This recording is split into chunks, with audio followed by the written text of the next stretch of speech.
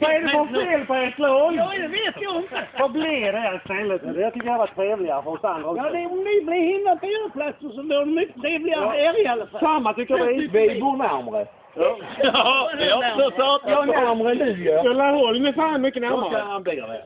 Ja, det håller i Laholm och skriver. Går du in till ditt vinskydd där va? Och så blir du det. Allvarligt talat nu.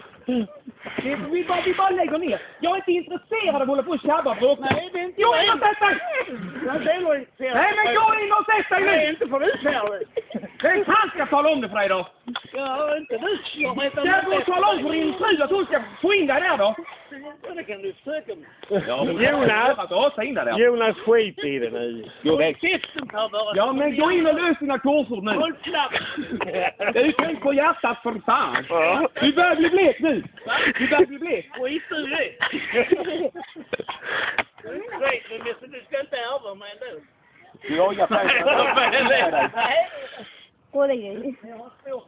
Ja, det har vi väl märkt för fan. Men vi har samma bilar ju så vi kan vara rätt så närma där ju.